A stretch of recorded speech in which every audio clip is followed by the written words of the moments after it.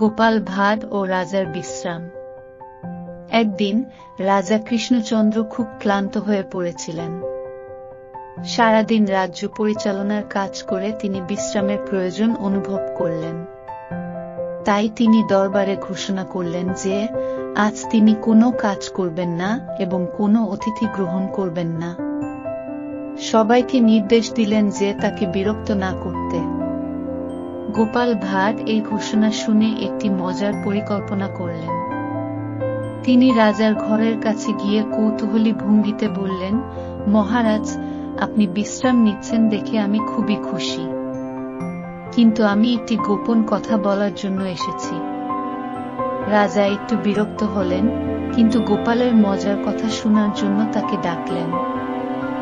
গোপাল বললেন, মহারাজ, আমি স্বপ্নে দেখেছি যে আপনার দরবারের বাইরে এক বিশাল গুপ্তধন পুঁতে রাখা আছে, কিন্তু সেই গুপ্তধন পেতে হলে আজই খনন করতে হবে, নয়তো তা চিরদিনের জন্য হারিয়ে যাবে।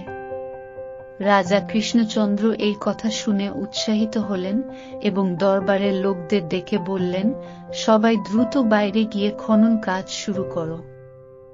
গোপাল বলেছে যে আজই গুপ্তধন পাওয়া যাবে। সবাই মিলে খনন কাজ শুরু করল, কিন্তু কিছুই পাওয়া গেল না। রাজা কিছুটা বিরক্ত হয়ে গোপালের দিকে তাকিয়ে বললেন, গোপাল, তুমি আমাদের বোকা বানালে। গোপাল হেসে বললেন, মহারাজ, আমি আসলে আপনাকে একটি পাঠ শেখানোর জন্য এটি করেছি।